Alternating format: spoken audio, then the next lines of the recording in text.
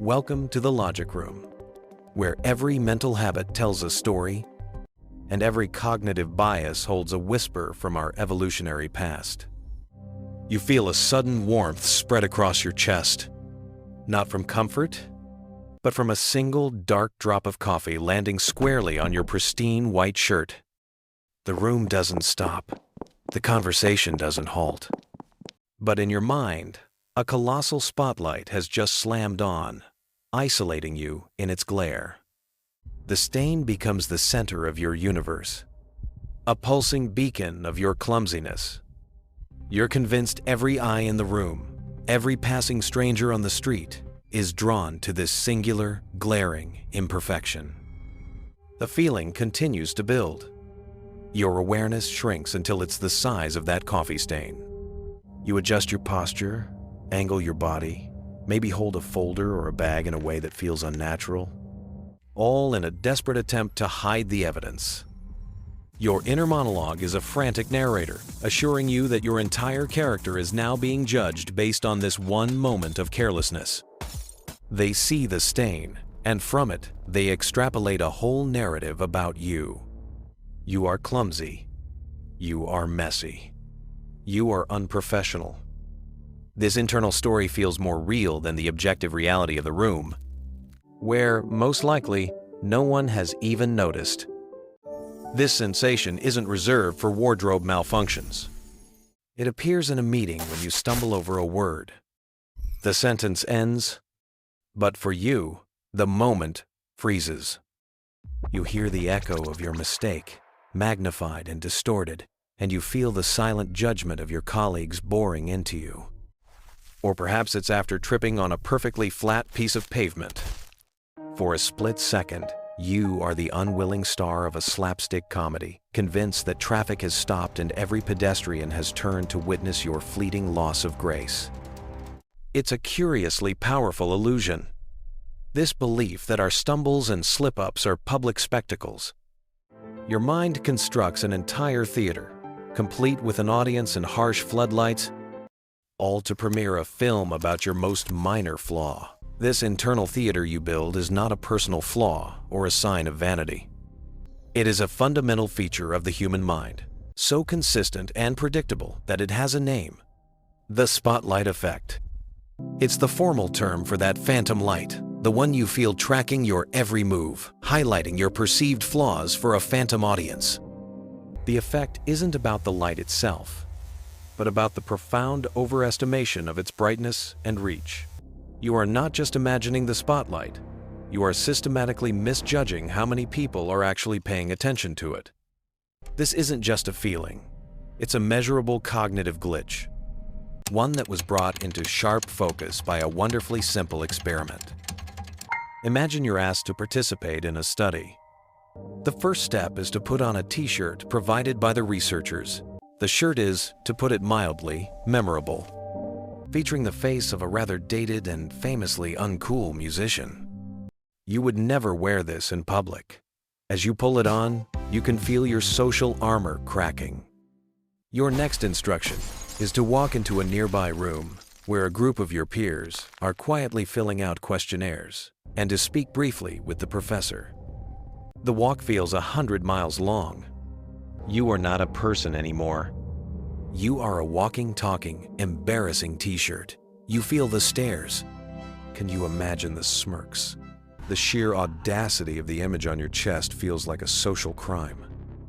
After you leave the room, cheeks still warm with perceived judgment, you're asked a simple question. What percentage of the people in that room do you think could identify the person on your shirt? Still buzzing from the intensity of the spotlight, you estimate a high number, perhaps half of them, maybe more. It felt like the only thing anyone could possibly have been looking at. But then, the researchers revealed the reality. When they asked the students in the room, the results were astonishing. Less than a quarter of them had even noticed the shirt. The vast majority were completely absorbed in their own worlds, their own thoughts, their own anxieties. The intense, stadium-sized spotlight you felt bearing down on you was, in reality, more like a dim, flickering candle that most people never even saw. This is the spotlight effect in action. The enormous, often comical gap between the intensity of your self-perception and the casual indifference of the outside world. That cavernous gap between your internal experience and the external reality isn't a mistake in your wiring. It's a direct consequence of how your consciousness is built. The reason the spotlight feels so real is that your mind is, by its very nature, a biased narrator. It tells the story of the world from a single, unchangeable perspective: yours. This isn't selfishness in the way we normally think of it. It's a structural reality. Think of your mind as a filmmaker who has access to only one camera. That camera is permanently mounted behind your eyes, capturing your life in stunning high definition, complete with a rich soundtrack of your thoughts, feelings, and physical sensations. To you, the drama of the coffee stain or the stumbled word is an immersive blockbuster experience. Meanwhile, the inner worlds of everyone around you are like distant, silent films. You can see the actors moving, but you can't hear their internal monologue or feel their private anxieties. Because your own experience is so vivid and immediate, you naturally and unconsciously assume it must be just as vivid to them. This cognitive starting point, this deeply embedded assumption that your internal state is public knowledge, is the first key to understanding the spotlight effect. You can't easily imagine that the mortification you feel registers to someone else as nothing more than a flicker of movement in their peripheral vision. This egocentric perspective then creates a powerful cognitive anchor. When you try to guess what others are thinking, you don't begin with a blank slate. You begin with the most intense, readily available piece of information you have: your own feeling. That feeling of 100% embarrassment becomes the anchor point for your social calculations. From there, you try to adjust. You think, okay, they probably don't care about my mistake as much as I do. So you adjust your estimate downwards, from a catastrophic 100% to a merely terrible 50%. But here's the crux of the bias. This adjustment is almost never enough. The anchor of your own emotion is so heavy that you can't pull far enough away from it to arrive at the truth, the reality, that the actual notice rate is closer to 10% or even less. Seems impossibly low from your anchored position. It's like trying to guess the temperature of a distant star while you're standing in the sundae. Your own immediate environment dramatically skews your perception. This beautiful, flawed mental shortcut is the engine of the spotlight, constantly convincing you that your inner life is playing out on a public screen. This internal calculation, this anchoring to your own intense self-awareness, is not a harmless quirk that stays neatly inside your head. It escapes and subtly directs the course of your life. The echoes of this phantom spotlight can be found everywhere, from the opportunities you miss to the anxiety you carry. It is especially potent in the realm of social connection. When you walk into a crowded room, the spotlight effect is what transforms a gathering of people into a perceived panel of judges. You feel their gaze. You anticipate their critique, and so you might retreat into a corner, finding solace in the digital light of your phone to escape the imagined glare of the real world.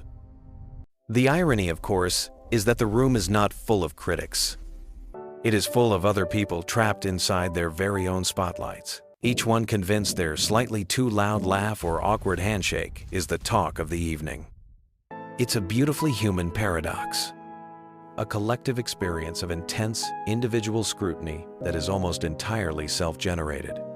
This constant, low-level hum of being watched is a powerful fuel for social anxiety, making you hesitant to speak up, to introduce yourself, to be fully present, all in service of managing an audience that doesn't truly exist.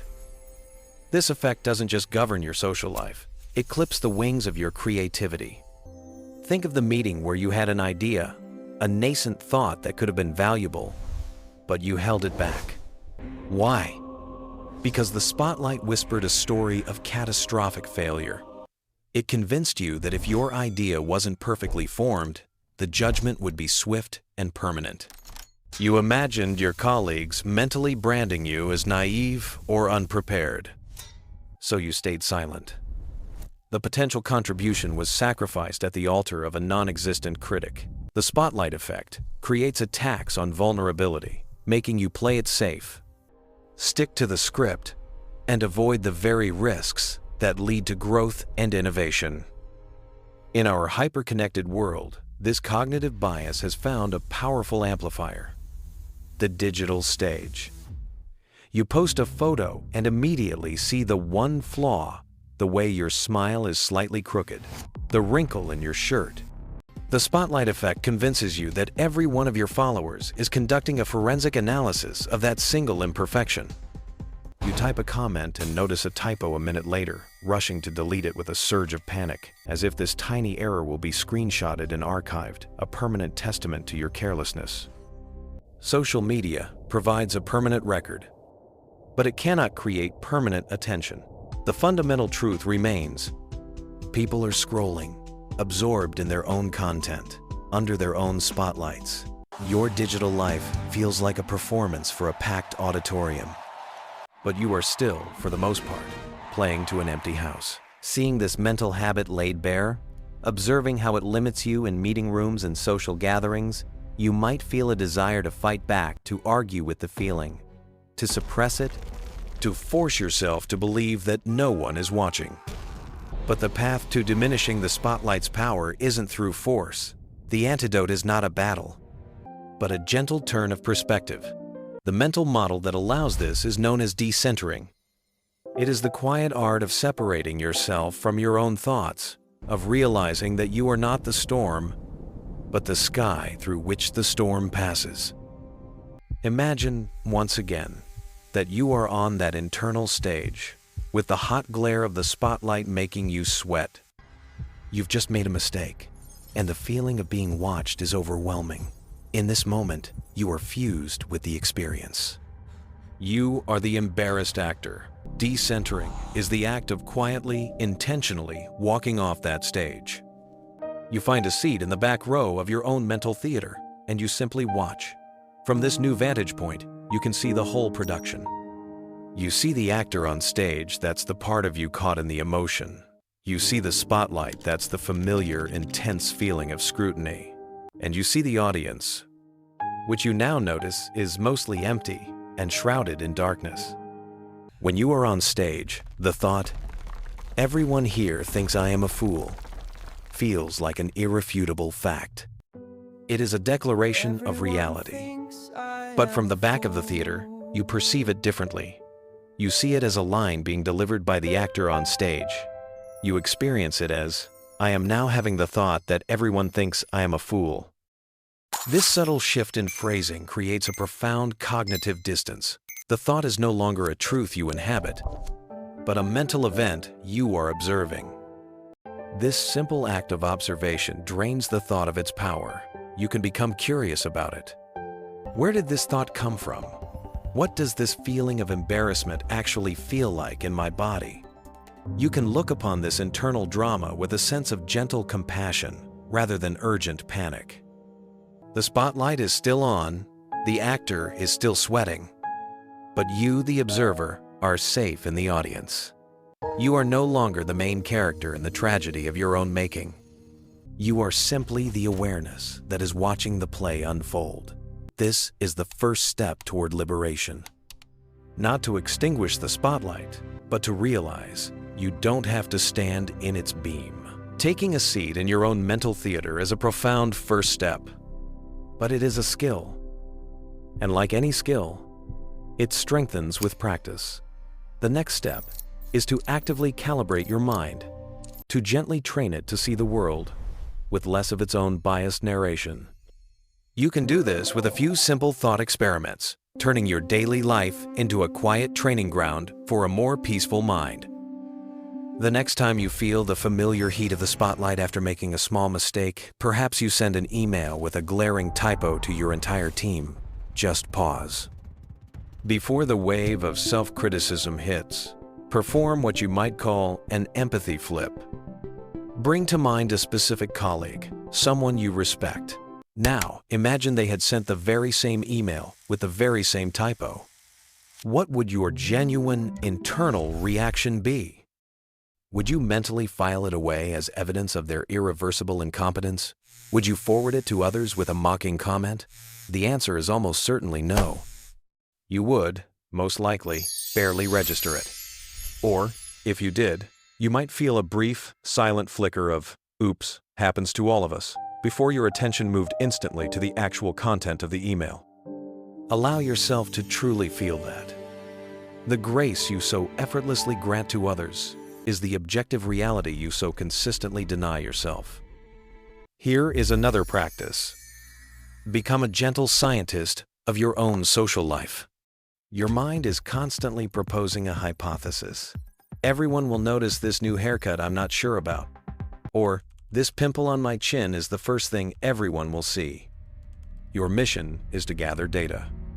The next time this hypothesis arises, don't hide.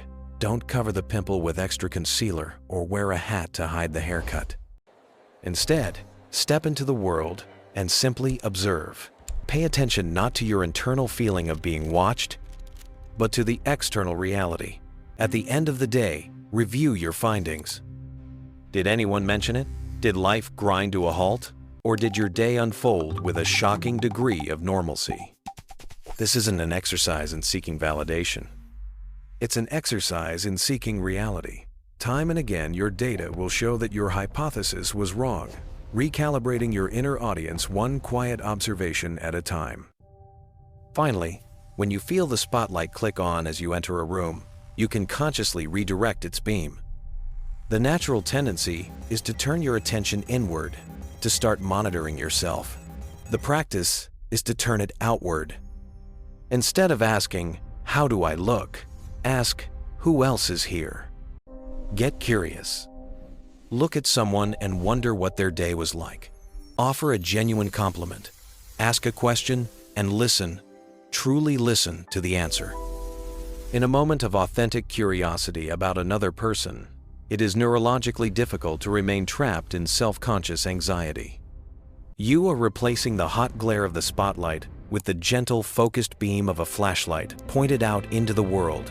These practices, the empathy flip, the gentle data gathering, the outward turn of attention, are more than just clever tricks. They are the tools you use to carve out a new relationship with your own mind.